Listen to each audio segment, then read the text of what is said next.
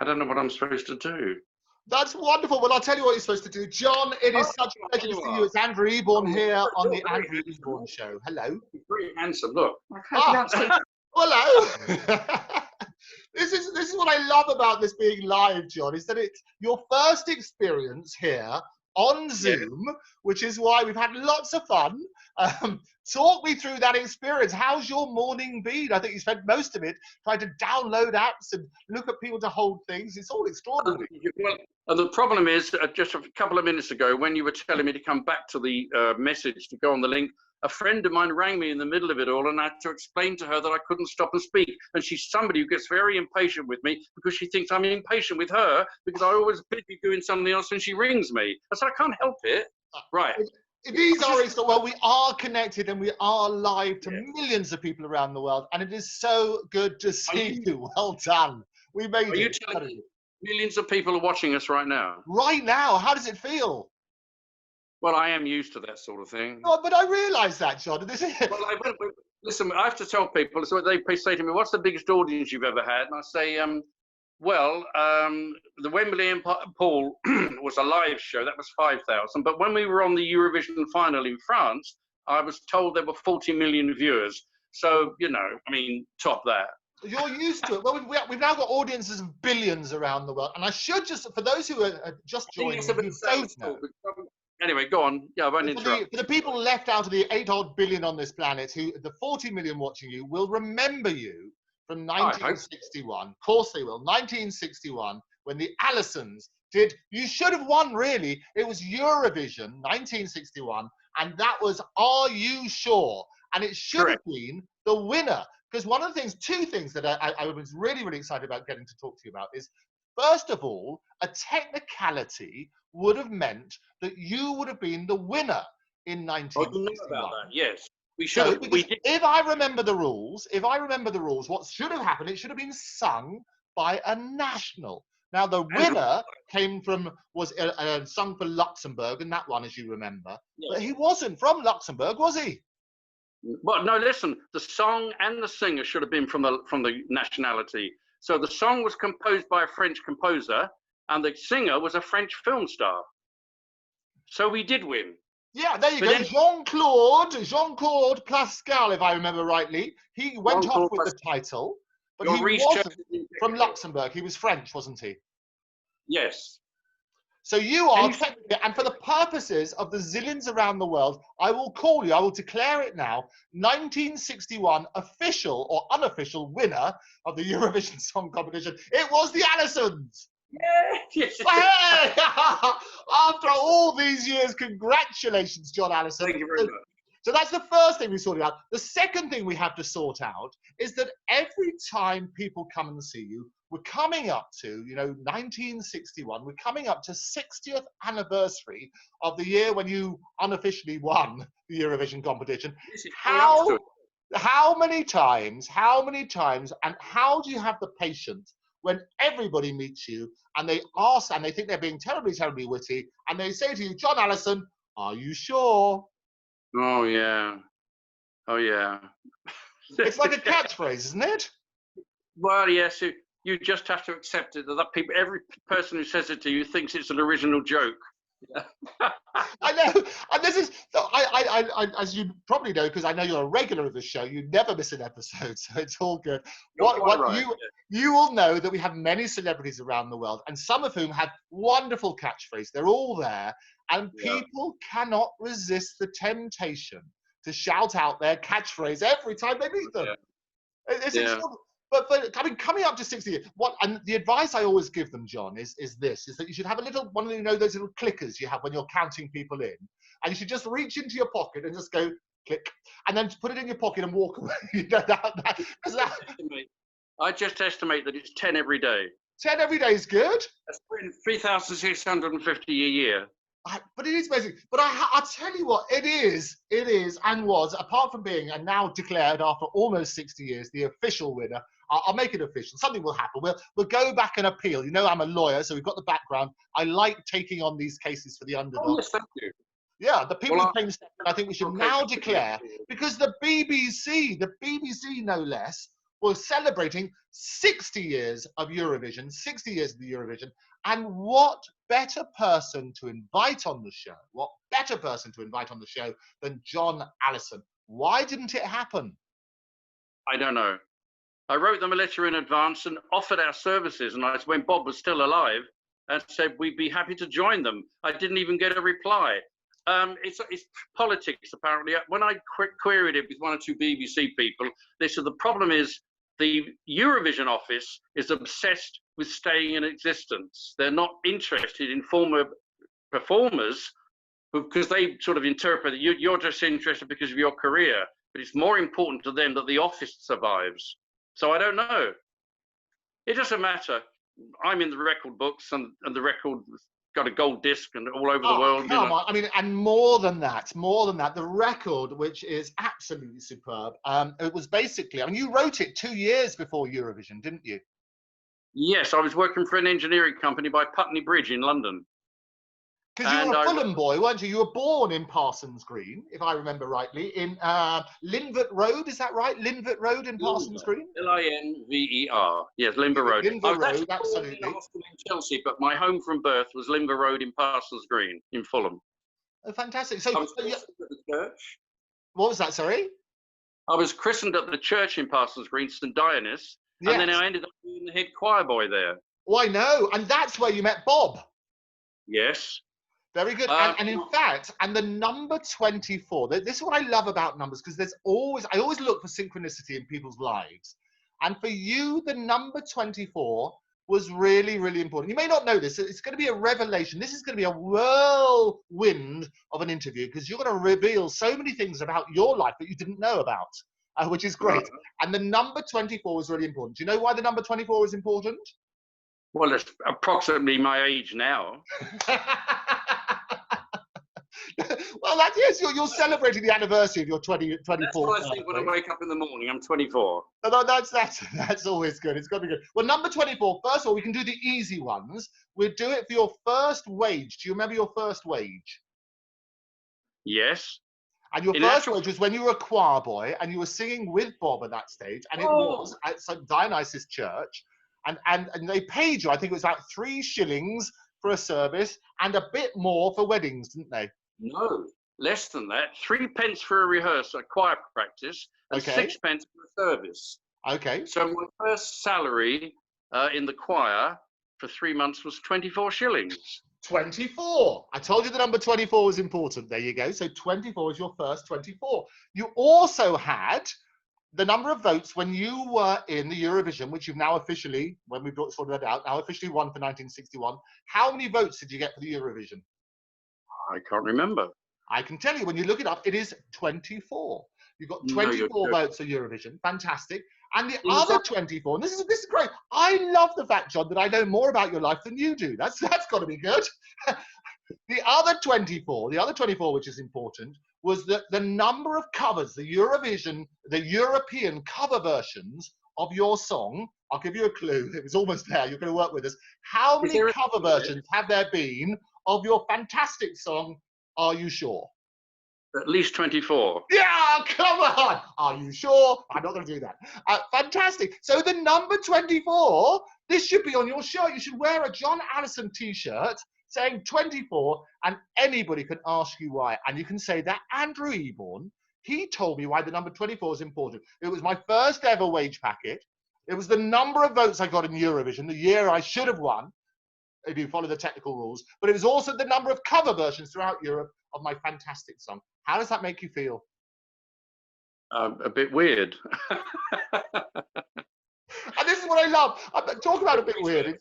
It's got to be good. But let me take you back, because the early days, because you didn't start out, and this is what I love, even before fake news was invented, all of this and this glorious thing where we're setting the record straight, we should set the record straight first of all, because the other question that people always say, they always assume that this is Britain's answer to the Everly Brothers. And there's the clue there. They assume it's the Everly Brothers. So they always think, well, hang about, they must have been brothers. But you weren't, were you?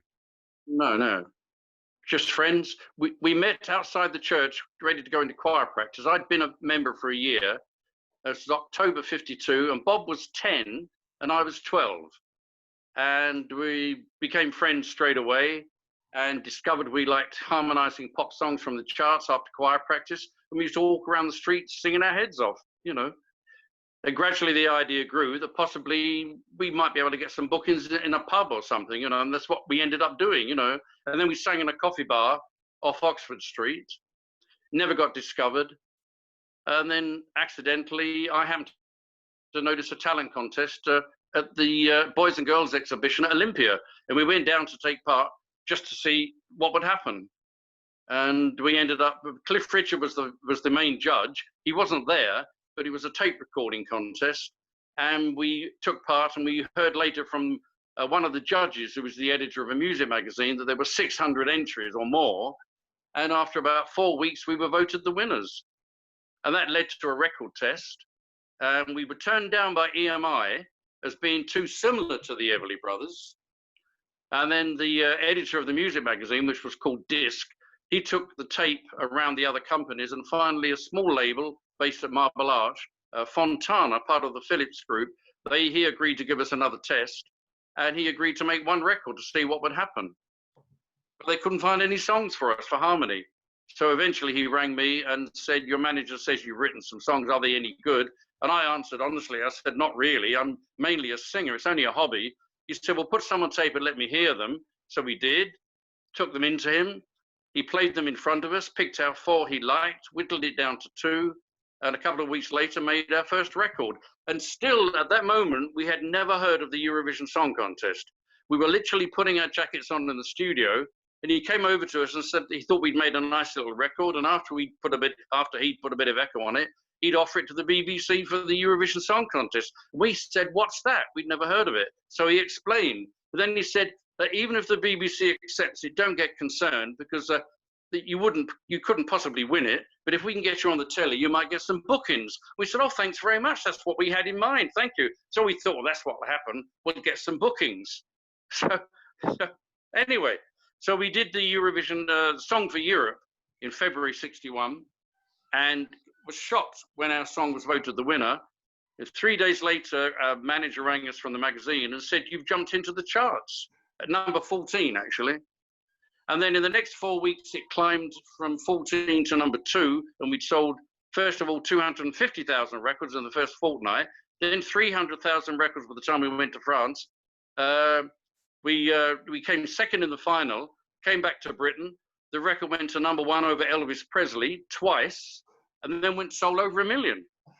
And those sort of figures, I mean, absolutely sensational. And people will, and not only that, I mean, record breaking in many, many ways, but also the early versions, the early rounds of the BBC competition. You did something which was unprecedented. Tell us about that. Well, we were the first ones to write our own song. The first ones not to wear evening dress, because that's how formal it was in those days. And the first ones ever to be sitting down on bar stools. Yeah. That was bar stools, wasn't it? Absolutely. It's all good. And not only that, you were also the first people ever not to do 1, but 2 encores. Oh, yes, you're right, yeah. Well, they called us back on to do it again, and we thought we had to, we said, what went wrong? And they said, well, you've won. So we couldn't believe it. So we sang the song again as an encore, and then the crowd, the audience wouldn't stop screaming and shouting. So they told us we'd have to do another encore. So we did. And that was the first time it had ever happened. I don't know if it's first time ever. And the sad thing is, John, is that we no longer have those recordings because the BBC wiped them. Well, we don't know. They didn't have videotape. There was no videotape. It was a film, and they can't find the film. Yeah, sometimes it might be in somebody's cellar somewhere. You know, occasionally. Now that we've declared you the official winner from 1961, you'll find that somebody will look extra hard to dig out the early rounds and find that double encore. And they'll be able to do that. The BBC technicians have salvaged it and kept it as a memento. I don't know how we'd find out, but it might be now with the internet. It might be possible to find out. But everything's possible. Today has been a journey of discoveries for you. Not only 24, you're doing your first Zoom interview ever. I love it. So I know many people at the BBC. So Andy Stone, who will be watching, who's a brilliant guy, and many other people who work for the BBC, they'll be tuning in right now. John Allison, the now official winner of the 1961 Eurovision, would like to get his thing. So we'll get that sorted for you. That'll be good. Because it's your birthday coming up soon, 31st of December. It would be nice. It would be nice to get that sorted out for your birthday, wouldn't it? Oh yes, yeah. Especially the 50th anniversary of the Eurovision. Oh, absolutely, because it's coming up. So this is what we should do. We had that big anniversary. We've got the 1961. We're going to celebrate the 60th anniversary. We've got your 81st birthday coming up at the end of the year. So we can combine this. I mean, talking about combinations, I always feel sorry, John, when people have a birthday so close to Christmas, because they double up on their presents. Did that happen to you as a kid? Oh, yeah, every time. Yeah. Well, we hope you don't mind, but we thought it wasn't worth wrapping 2 presents, so it's all in the one. Yes, yeah. It always seems a bit mean, doesn't it? Pardon? It always seems a little bit mean, doesn't it? I always feel sorry. 31st of December, you know, another week or so. But the thing is, it's not just that. It's the fact that it's New Year's Eve. Most people are celebrating something else entirely anyway. And then once we got into show business and became singers, we were nearly always working on New Year's Eve anyway. But you could then celebrate your party in style, which is rather good. Because from your initial upbringing, I mean, the great thing about it, your father was very strict, wasn't he? Yes, yeah. He'd been in the army out in India. So he ran the home a little bit like a sergeant's mess. And he didn't even have a television set, so they didn't get to see you live, did they, on the programme? No, we didn't have a television or a car or a fridge or a washing machine, nothing. So it must have been quite so when your parents found out, I think they went along to a neighbour's, didn't they, to watch you perform? Yeah, I had to go. My mother had to go to a neighbour. My father was a little bit dismissive of it, really. He thought, playing the guitar was a bit of a waste of time. So my mother certainly saw it on a neighbour's television. But that was the song for Europe. But the same thing happened with the final. But something I'm going to tell you that you won't know because we kept it quiet at the time.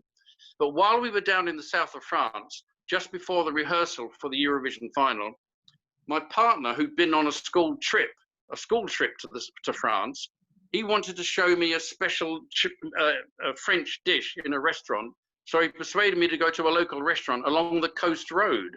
So we had the meal and we were walking back to the main hotel late at night and we got picked up by the gendarmes as suspected Algerian terrorists. No.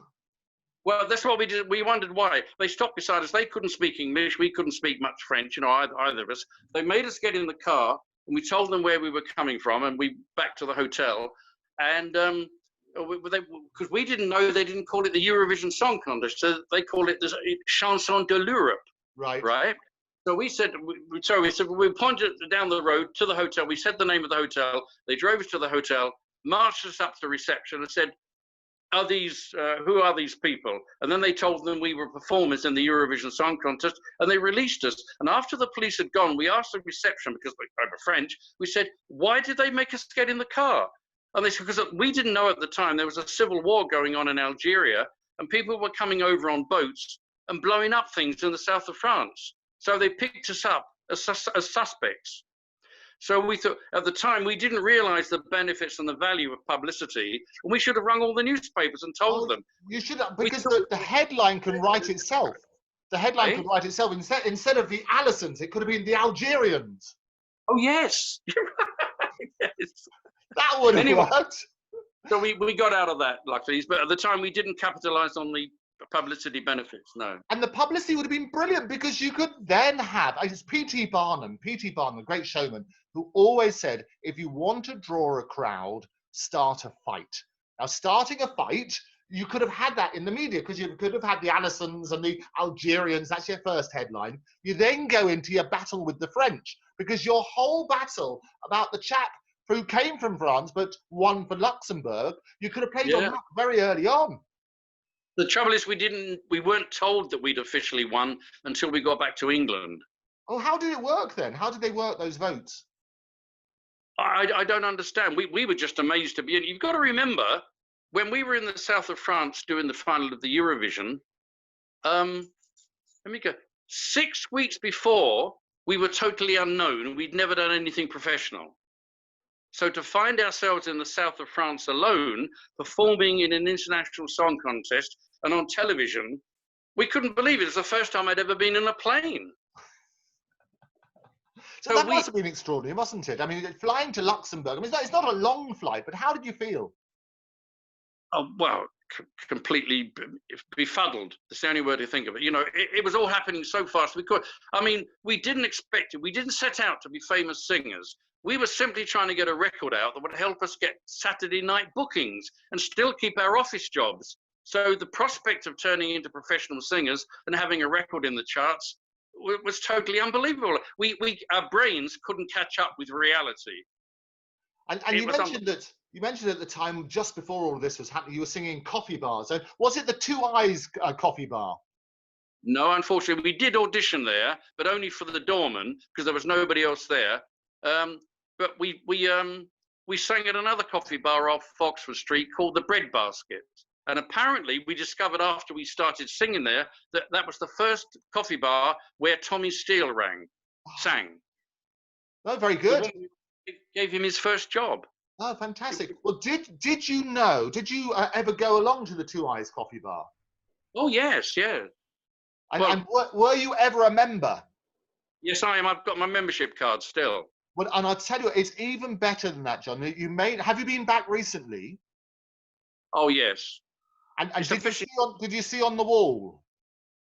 Yes. Because on the wall, they're in a frame, they have a membership card, and it says, and you know who the membership card belongs to? Yeah, me. It does. Your name, it is now Poppy's Fish and Chip Shop, and I went in there, we were filming this program, and I thought it was fantastic. We had a look, and I was talking about, and here's the membership card, and the membership card said this membership card belongs to John Allison. And I thought, this is brilliant. This is so fortuitous that in the Two Eyes copy on Old Compton Street, there is your membership card in a frame next to Cliff Richard and Mark Bolan and Elvis Presley, all these people who used to go along to a Two Eyes coffee shop, and there you are. Well, yeah, I think I know what's happened. I sent a copy of my membership card to a friend in South Wales, and he took it upon himself to get it copied and supplied one copy to the coffee bar. Unfortunately, he's just died a couple of months ago. Very sad. But that one's not from me. It's not from you, but when you went in there, did you not know it was going to be on the wall? No, I've not been in there recently. I've not been there for about 18 months. So I don't think it was there when I last went. Ah, well, I'll show you a picture. I'll show you a picture coming up. It should be very good. You'll be able to have a look at that sort of stuff. But no, I was delighted to wander in there. And there was. So that is your card. That's a copy of your card. Do you have your card on you still? Do you still carry it around? Yes. Oh, we'll dig it out later in the show. It'll be rather fun. I'll show you the footage as well. So I'm not sure where it is for the moment, but that's all right. We'll bring you back. What I love about the guests on this show is we have regulars. So Mike Reed's a regular. We've had Harvey Goldsmith. We've had Toyo. We've had people who performed with the Bee Gees. We have all sorts of wonderful celebrities. And now that you're an official winner of the Eurovision Song Contest, we're going to have you back regularly because I love that sort of stuff, which is wonderful. So talk to me. You're on that plane. You're on the plane to Luxembourg. Talk me through, because you previously you saw they all dressed up. They're wonderful stuff for the Eurovision. They would always dress up, but you didn't want to dress in the sort of formal stuff. You wore a V-neck, didn't you? On the Song for Europe, yes. We what happened after they confirmed that we were going to be in Song for Europe on BBC television, the producer rang us up a few days later and said, because we didn't know what was going to happen, and they said normally people wear evening dress on the Eurovision Song Contest. Said, well, we decided you're too young, so do you have a sweater you can wear? So we said yes, just telling a fib actually. Well, after with the telephone conversation, I discussed it with Bob, my partner, and I said we'd better get a new sweater because we didn't have one the same, you see. So we went out shopping. Littlewoods is a good place to go. Yes, you've got it. So we ended up at Littlewoods in Hammersmith, and we bought a V-neck sweater each, and I can't find the receipt anymore, so I don't think I could take it back now. But so we were the first ones to appear only in a V-neck sweater. But when we went down to the south of France, the French producer made us wear evening dress, and it was the first time in our lives we'd ever worn a bow tie. And they feel so itchy the first time, don't they? It sort of feel, because you're constrained a bit. I mean, it's used to it now, but the first time you put it on, you're not only your first flight, but you're having to wear your other bits and pieces as well. It's a bit tough, and then you get all the pressures of the lights and everything else. Yeah, it was totally confusing. Yeah, yeah. But well, we were so impressed. Everybody else seemed to be so professional. You've got to remember, I was only just 21. Bob was only just 19, and 6 months before, he'd still been at school. So the thing is, our heads were spinning all the time. We just thought it was interesting to take part, and we never expected to be very successful. Even though our record was a hit in Britain, we thought, well, when it dies down, we'll probably have to go back to work, you know. And then, of course, when we come back to England, the record then went to #1, and not only that, over Elvis Presley. And the thing about that is, as with the passage of time, I recently discovered that the song that I wrote that we sang is the only Eurovision entry from any country ever in the history of the Eurovision to knock Elvis Presley off the #1 spot. And not just that, we did it twice in April '61. And what was the song from Elvis? Do you remember the song from Elvis? Elvis was singing a song called Wooden Heart. That's it, absolutely. It was Wooden Heart indeed, and it was the #1 for ages. And did you ever discuss it with Elvis? Did you ever go, no, we've knocked you off? No, in actual fact, the opposite. Once it happened, we were so shocked. And I said, oh, no, you know what's going to happen now? He said, what? I said, all the Elvis fans will come to our shows and boo us. It didn't happen. It didn't happen. Shame. But I remember seeing that picture. That was fantastic. The front cover of NME. They had you on the front cover with Cliff and Elvis and other bits and pieces as well. And there you were being declared. It must have been such a whirlwind, such an extraordinary time. How did you find the transition from anonymity into almost instant fame, wasn't it? Well, a bit of a shock. Of course, celebrity wasn't such a thing in the early 60s. You've got to remember, television was still black and white. There were no drugs around at the time we were doing it. We didn't drink or smoke anyway. And it was possible to live a fairly anonymous life. We didn't go to nightclubs. The only takeaway food was fish and chips.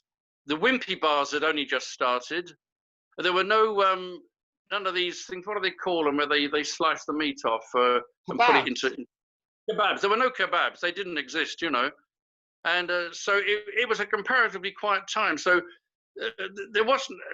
Photographs were still black and white. I didn't use camera in my film in my camera for about 5 years. So life was very much more subdued then. Most people didn't have a television or a car. Well, you didn't have a television, as you say, you didn't have a car. You had to borrow your neighbors. But did you get recognised on the streets? Sometimes, yes. Then they'd chase you. That was a bit of fun. Luckily, we were both fairly young. Oh, wonderful stuff. So tell me, I mean, just before that, though, I mean, to change your name, as I say, you both decided you wanted to work, the influence, if you like, of the Everly Brothers. It worked on that sort of thing, the wonderful harmonies that you had. Who first came up with the name, the Allisons? How did that come about? Well, me. I gradually began to realise I was tackling the business in a fairly business-like manner. So I'd had a skiffle group called the Shadow Brothers. So then when Bob joined me full-time as my partner, I said, well, we better have a proper name so that when we go and see agents or managers of ballrooms to ask for a job, it's better if we have an official name. So I said, well, I'll make a list of words that sound good and sound professional. And I made a list of them, like the Bullets, the Hawks, the Eagles, the Halos. And then I was reading a book, and a girl's name was mentioned in it, Allison. And I thought, that sounds nice. It's got nice vowels, Allison. And so I added another L to make it a male version.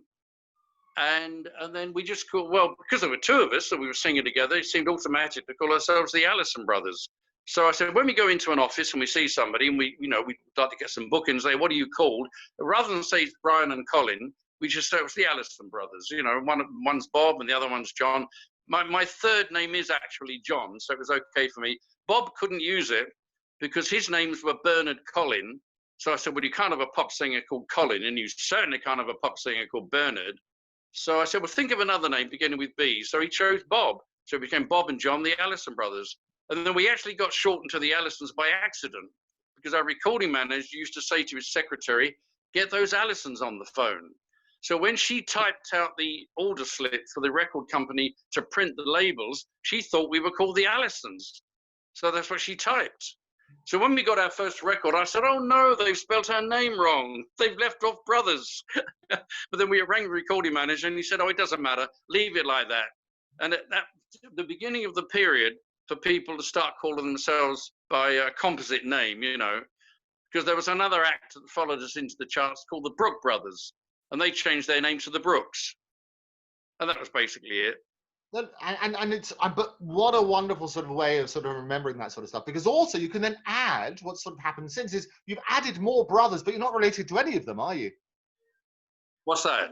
Well, as you came back and did the various what I call sometimes the alimony tours, when people get back together again, you've added more brothers along the way, haven't you? Yes, unfortunately, because Bob got we were badly treated. It's as simple as that. We were badly treated. We created the success, and unfortunately, we collected around us a group of people who were more interested in exploiting us than furthering our career. And after about 3 years, we decided to give it a rest and break all our contacts with them and start afresh. So Bob got married and went off and managed a pub. I got married and managed a ladies' hairdressers in Roehampton. And then I wanted to keep us going. I did a few more shows, occasional shows with Bob, and then he joined British Airways as a steward, ironically, and wouldn't rejoin me. So I had to take on somebody else to work. So in the 70s, I sang with another chap who agreed to be called one of the Allisons. And then in the 80s, I had a third partner, and we simply carried on the name the Allisons. But eventually, Bob did agree to rejoin me, unfortunately, very sadly. That was about 8 years ago. And I said, well, let's just go out once a month and do a cabaret show. And we can just drive around the country, have some fun, have a good laugh, because we both always loved talking our heads off. And so I'd moved up to Lincoln, and he'd moved out to Guildford. So I traveled down to see him and found out it was 200 miles each way, but we rehearsed a few times, and the sound was good. I took him to France twice with me, and we rehearsed a bit more there, and it still sounded good. So I said, when I get back, I'm going to start getting us some bookings, just one a month. Take it easy, because his health wasn't so good as mine, and just see how it turns out. But I said, I'm sure we can get, without any problem, we can get a cabaret show a month. And all of a sudden, his phone was cut off, and I couldn't get him. And he'd married for the third time, like myself. And his third wife didn't understand our singing career and didn't bother to ring me. And I didn't realize, and she didn't realize, that he was having a brain problem. And he was getting a bit irritable and argumentative. So she'd taken a job away from home, looking after old ladies in their homes. So when she was a bit suspicious of me trying to get him back into singing. So when I didn't hear from him, I didn't know what was going on. I couldn't ring him. His phone was cut off. She didn't bother to ring me to find out what was happening. And after about a year, I suddenly got a phone call to say that he'd been in hospital 3 times, getting worse each time, and he died suddenly from motor neurone disease. And it was a terrible shock. Terrible. I mean, there's no way to describe it. I mean, and well, one of the good things is before he deteriorated completely is that you managed to one last big concert at the Borderline in London. Oh yes, we did one last show together. Yeah, so that exists on a DVD, but it was meant to be the first of many. Right. And at that show, because I persuaded him to do it, he was a bit reluctant. After the moment we came off stage, he was full of enthusiasm. And I said, I told you so. The minute you go back on the stage and at a microphone and the crowd responds, you'll enjoy it again. And he couldn't wait to get started. That was a very sad irony. But sadly, he was dead a year later. Terrible shock. He died from motor neurone disease. It's a brain affliction. They don't know what causes it and how to cure it at the moment. It's very sad. It is incredibly sad. I mean, we lose lots of people far too young, and it is important to sort of treasure those moments. But having performed at the Borderline, what a way to go. I mean, it's a fantastic club just off Tottenham Court Road, so not far from the Two Eyes coffee place where you've got your membership card, and not far from Denmark Street, old Tin Pan Alley. Do you remember your days down Denmark Street? Oh, many, many times. I used to use there was a recording studio in Denmark Street, which I used many, many times, called Regent Sound. Exactly. I made loads of demonstration records in there. And I also worked with a songwriter and pianist who used me to make demonstration records for him. and he had a flat in Denmark Street, one of the only people actually living there. Oh, whereabouts was his flat? Oh, I can't remember. It was near the end. Because you got Regent Studios, Regent Sound Studios, are sort of in the middle. From the Regent Sound Studio, yes. Yeah, and there's the wonderful guitar shops. I mean, many, many places. And icons, legends. They call it the Tin Pan Alley of London, in reference to the New York Tin Pan Alley. And I was down there filming fairly recently, and the stories about that sort of places where you had the singer-songwriters. It was like a big club there, wasn't it, all the time? It's where the Bee Gees would meet, the Stones would meet, the Beatles would meet, Hendrix would meet. They all recorded there. But unfortunately, I didn't meet any of those while I was recording there. But I do know it was a sort of mecca for the singers and groups and musicians, yeah. Yeah, and certainly the industry's changed a lot since those days, because people used to, as you say, take the singer-songwriters under their wing. But you said you had a bad experience with it. What happened with your particular experience? How was it bad? Well, without going into too much detail, because there's possibly a couple of legal actions that I could take on claiming against somebody's estate, but our record company paid us a pittance of a royalty, which meant that we didn't earn anything like as much income from our records as we should have done. And I'm just checking my battery's okay on my phone. Our agent tricked us into giving him total permission, so he signed all our contracts and never showed them to us. And as far as I can gather from all my investigations, he was paying us about 10% of what we were earning. And even worse, see you in a minute. I need a drink of water, actually. Yeah, sorry, I'm just speaking to Brenda. Well, good old Brenda. Do you need to take a break? Okay. Your picture on the screen froze solid for about 2 minutes. Oh, how it wasn't moving. Well, we can take a break if that's helpful for you. Yes, I'd like to have a drink of water. Okay. But the last thing I was going to say was it took me 30 years to discover that my music publishers never kept any books. Right. Well, I did. There was nothing we could have possibly suspected about that. I mean, it's a simple fact. Is if you're very, very busy, occupied in being a performer, you're the artiste. That's with an E on the end of artist. An artist is a painter. An artiste is a performer. And we spent all our time concentrating on being live performers, with me in addition writing songs and planning rehearsals. So there was no way we knew anything about any paperwork. And that's the problem that many new singers, when they start their careers, they have the same problems. You don't know how the background system of the music business is working. We knew nothing about it. We didn't even know where the royalties came from. So as I say, it took me 30 years to discover that my publishers never kept any books. So that can be investigated. I've got all the evidence and proof I need, and that can be followed up. And I'm sure I can get some compensation from that.